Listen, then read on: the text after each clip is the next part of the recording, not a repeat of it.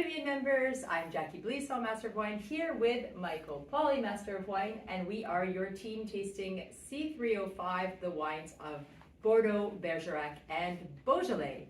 So what were you looking for over these 3 days of tasting these regions, in your opinion, Michael? Different things from each of them. I guess for Beaujolais, weight, texture, juiciness, you want the freshness of Gamay, but also with, I don't know, I think Beaujolais can be a bit too simple, so I was looking for something with a bit more weight, a bit more power, and some texture, but not losing the juiciness. Absolutely.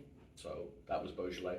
Bordeaux, I think the 2022s are so tricky. It was such a tough vintage. It was so hot. I was there for the harvest and they were making jam. I mean, it was just baking. They hadn't had rain for 3 months. Which is surprising after 2021, which was a cooler, rainier vintage. So you have a real juxtaposition. We had wines from the two vintages. And you could taste that because we were tasting a lot of tank samples from 22 and it was hard to get the acidity that I think the whites in particular needed, but also the reds. Yeah.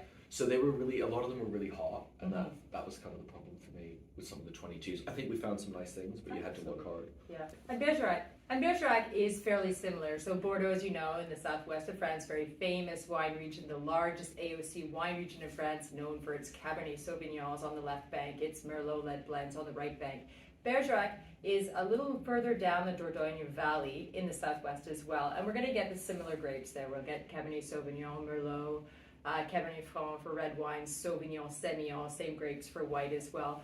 But in this area of rolling hills, of mixed soils, limestone, what have you, you're going to get wines that are similar to Bordeaux, but sometimes, without being pejorative, a little more rustic, a little softer, a little more approachable. So we're looking for value often. We're looking for similar traits to Bordeaux, potentially more approachable, value-driven wines. But do you think that's correct? Yeah, I was going to say the thing from all of that I would only add was better value. Yeah, exactly. Exactly. Off the beaten track.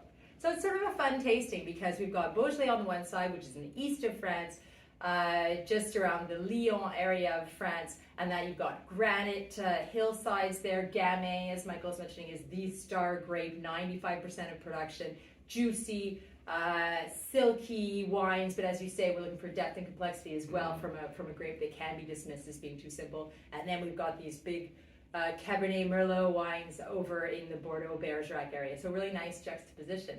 But we also had some nice spirits over the last couple days. Yeah. No, in particular the Armagnac was great.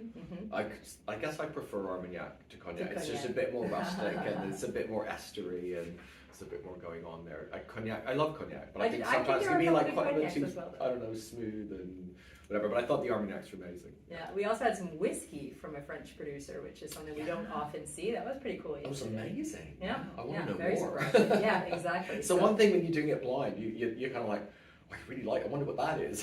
Yeah, absolutely. Yeah, they were amazing, yeah. So big 3 days of tasting. We had 19 flights, just about 150 wines, and we divide the flights up really based on grape variety or style or price ratio so that we really get a set of similar wines and we can analyze them together. And what do you think? We often get asked as MWs, everybody obviously has an individual palate. What is your sort of profile when you're tasting? What are your areas of expertise and your bent?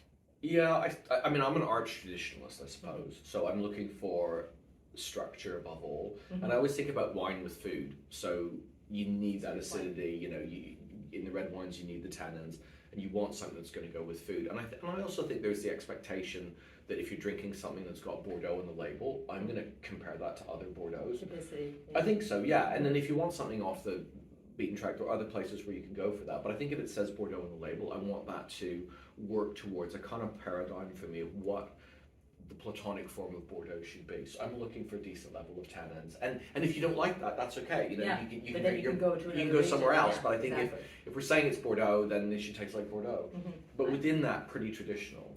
Yeah, I absolutely agree. When you talk about structure, we're talking about the mouth feel of the wine versus just the aromatics or just the flavors, and those are really the building blocks of what holds a wine together and allows it to really maintain and potentially age over time. I'm in agreement. That's definitely what I'm tasting for, and for balance overall. For balance between, it can be a very ripe wine from a ripe vintage, but if it has it needs to have enough freshness to really hold together nicely, and that's sort of the main thing that I'm looking for. Yeah, yeah. No, it'd be interesting to see our scores, but I think we're pretty aligned on Oh yeah, the winners. I think so, definitely. And there are a lot of winners. I think there's a lot of great value coming out of the cellar for you, our dear members. But Michael, we should probably get back to it. We still have about 50 wines to taste today. Yeah, lucky us. Bye, everybody. Take care.